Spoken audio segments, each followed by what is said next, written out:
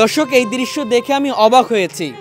একজন শারীরিক ও বুদ্ধি প্রতিবন্ধী যার বয়স ৩৫, নাম নাজিম, যিনি নিজে স্বাবলম্বী হওয়ার জন্য এবং নিজে যে কিছু করতে পারে, নিজে যে মানুষের বোঝা না বা সমাজের বা পরিবারের বোঝা নয় সেটা প্রমাণ করার জন্য তার এই মহতি উদ্যোগ আসলে প্রশংসিত একটি ব্যাপার।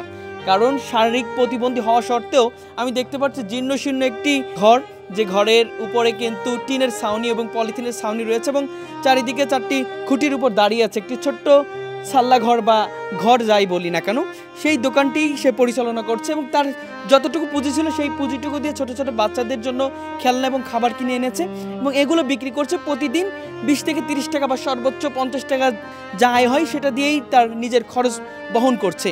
সে মানুষের কাছে চাইলে কিন্তু সে ভিক্ষা করতে পারত, কিন্তু সেটা করে নাই, কারণ সে আত্মমর্যাদা এবং সম্মানের সাথে জীবন অতিবাহিত করতে চায়।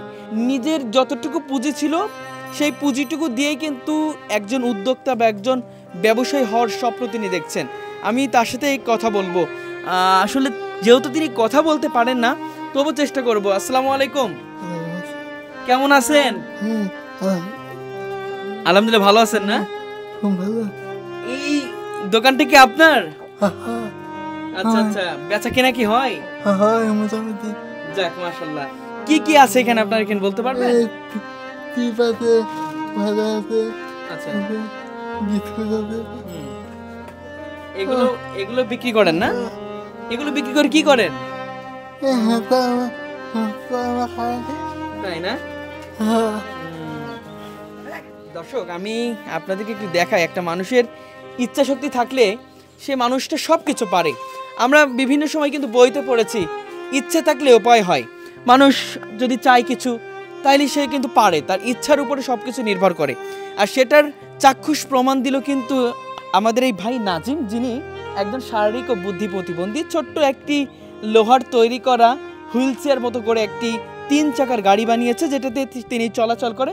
সে নিজেই চালায় এবং নিজেই কিন্তু এই দোকানে এসে বসে এবং ছোট ছোট বাচ্চাদের বিভিন্ন খেলনা এবং খাবার রেখেছে।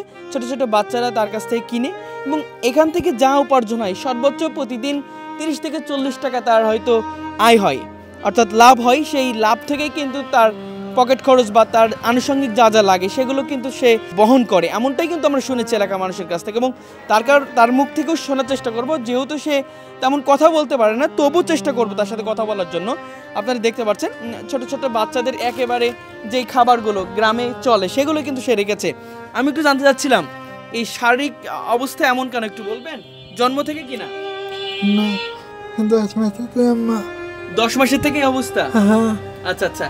দর্শক, উনি যেমনটি বলার চেষ্টা করছে যে এটা তার কিন্তু জন্মগত বা জন্মের পর থেকে কিন্তু ব্যাপারটা এমন না, জন্মের 10 মাস পর থেকে তার এই অবস্থা হয়। এবং আমি যদি একটু দেখাই, দেখতে পারবেন এখানে কিন্তু ইট বিছিয়ে রাখা হয়েছে। এই ইটের উপরে কিন্তু মানুষ এসে বসে, ছোট ছোট বাচ্চারা এসে এখান থেকে যে খাবারগুলো কিনে তারা কিন্তু এখানে খেতে পারে। সুন্দর একটি ব্যবস্থা রেখেছে। তবে সামান্য যেই অবকাঠামো, সেই অবকাঠামোতে কিন্তু বৃষ্টি বা রোদ ঠেকাতে পারে কিনা আমি জানি না। যেহেতু টিন, এখানে আপনারা যদি দেখেন বুঝতে পারেন ফুটা টিন এবং উপরে একটা পলিথিন রাখা হয়েছে, সেটাও কিন্তু কোনো রকম মানে বৃষ্টি হলে এখানে বসা যাবে না। এবং একটা মানুষের ইচ্ছা শক্তি দিয়ে সে সব কিছু জয় করেছে। আমি এই এলাকার মানুষের কাছে প্রথমে এসে শুনেছি, এই মানুষগুলো কিন্তু বলেছে কখনো সে হাত পাতেনি, ভিক্ষার পথ বেছে নিয়ে নিয়ে। আমাদের সমাজে আমরা দেখি কিছু হলেই মানুষের কাছে হাত পাততে। দর্শক, জীবনের 35 বছর পার করেছে, এখনো পর্যন্ত মানুষের কাছে একটি হাত পাতেনি। তার একটি কারণ, নিজে স্বাবলম্বী হতে চায় এবং সমাজে আর 5টা মানুষের মতো বেঁচে থাকতে চায়। কখনো মানুষের কাছে হাত পেতে ছোট থাকতে চায় না, এমনটাই কিন্তু তার দাবি। আমি একটু জানতে চাচ্ছিলাম যে মানুষের কাছে হাত পাতেন না কেন? আচ্ছা আচ্ছা, হাত পাতবে না কারণ এইটা দিয়ে সে উপার্জন করে নিজে স্বাবলম্বী হবে, কারো কাছে হাত পাতার মধ্যে সে নাই, এমনটাই কিন্তু বলছে। এবং আপনারা যদি দেখেন বুঝতে পারবেন দর্শক, কি সুন্দর পরিবেশটা, আমার এত সুন্দর লাগছে। আমি এই যখন শুনলাম তার এই ব্যাপারটা, আমি সঙ্গে সঙ্গে হতবাক হয়ে যাই যে একটা মানুষ শারীরিক প্রতিবন্ধী, বুদ্ধি প্রতিবন্ধী, আসলে তাকে বুদ্ধি প্রতিবন্ধী বলা যাবে না, সে সবই কিন্তু বুঝতে পারে। তবে আসলে সাধারণ মানুষের থেকে একটু ব্যতিক্রম হয়ে, এটা তো স্বাভাবিকই কথা। এবং ছোটো ছোটো বাচ্চারা সবসময় এসে তার কাছ থেকে খাবার কিনে নিয়ে যায় এবং দেখতে পাচ্ছেন ছোট একটি গাড়ি, সেই গাড়িতেই কিন্তু সে চলাচল করে। পরিবারের সবাই আছে, তবুও আসলে পরিবারের বোঝা থাকতে চায় না। একজন মানুষ চায় স্বাবলম্বী হতো এবং একজন মানুষ শারীরিক বা বুদ্ধি প্রতিবন্ধী যাই বলি না কারণ সেটাকে আসলে সে উপেক্ষা করে কিন্তু কিছু করার চেষ্টা সেটাই কিন্তু এখানে প্রতিফলন ঘটেছে। এবং আমরা যদি দেখি তার শরীরের কিন্তু পুরোটাই কিন্তু সে পড়ে গেছে, কথায় প্যারালাইসিস আক্রান্ত এবং ছোটোবেলা থেকেই কিন্তু এমন হয়েছে এবং সে হাঁটতে চলতে পারে না কোনোভাবেই। কিন্তু এই যেই গাড়িটি দেখতে পাচ্ছি 3 চাকা, সেই গাড়িটা দিয়ে সে চলাচল করে। আমি জানতে চাচ্ছিলাম এই গাড়ি কে চালায়, আপনি চালান? ও, লোক দিয়ে চালান এমন কিছু? আচ্ছা আচ্ছা। কত টাকা বিক্রি হয় প্রতিদিন?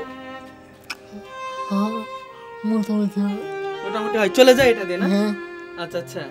দর্শক, একজন মানুষ যে পরিশ্রমী তার মধ্যে যেই ইচ্ছা, সেই ইচ্ছার প্রতিফলন কিন্তু সে ঘটিয়েছে এবং খুব সহজেই কিন্তু আসলে সেই দোকানটা দিয়ে কিন্তু নিজেকে স্বাবলম্বী করার চেষ্টা করছে। এবং আপনারা যদি দেখেন বুঝতে পারবেন যে আমার এই দৃশ্যটা দেখে এত ভালো লেগেছে কারণ একজন মানুষ, আমাদের সমাজে অনেক ভালো ভালো মানুষ আছে যারা কিছু হলেই কিন্তু মানুষের কাছে হাত পাতে, কিন্তু এই মানুষটি কিন্তু হাত পাতে না। আমি কিছু মানুষের কাছে জানতে চাইবো এই ফাঁকে। আসলে খুব সে কষ্টের ভিতরে আছে, তাকে একজনরা ধরি না নিয়ে গেলে তার চলাফেরা খুব কষ্ট।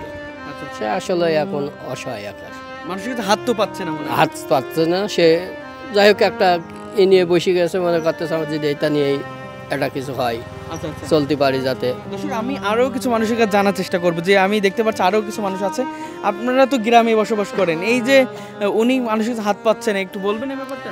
উনি আসলেও খুব একটা ভালো ছেলে, কিন্তু ওই ছোটোবেলাতে জন্ম থেকেই অসহায়, তাই উনি নিজে কিছু করার জন্য চেষ্টা করতেছে, কিন্তু উনি কারোর কাছে হাত পারছে না।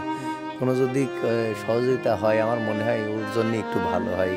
এইসবগুলা জনগণ যদি আগায় আসতো ওর জন্যই ভালো হতো এটা। দর্শক, আমি ঠিক যেমনটি বলছিলাম, এই মানুষগুলো কখনো কারোর কাছে হাত পাতে না, সবসময় নিজের সর্বোচ্চ দিয়ে চেষ্টা করে নিজে কিছু করার জন্য, এবং সেটারই প্রতিফলন এখানে ঘটেছে। এবং আমাদের প্রতিটা মানুষের উচিত এই মানুষটির পাশে এগিয়ে আসা, এবং বিত্তবানরা যদি এই মানুষটির পাশে এগিয়ে আসে তাহলে হয়তো তার একটা সুন্দর ভবিষ্যৎ থাকবে। যেহেতু মানুষের কাছে হাত পাতে না, কিছু সহযোগিতা পেলে হয়তো তার ভবিষ্যৎটা আগামী দিনের জন্য অনেক ভালো হবে এবং শুভময় হবে। দর্শক, আজকে চেষ্টা করেছি এই মানুষটির গল্প আপনাদের কাছে তুলে ধরার জন্য। সবাই ভালো থাকবেন, সুস্থ থাকবেন, সবাইকে আল্লাহ হাফেজ, আসসালামু আলাইকুম।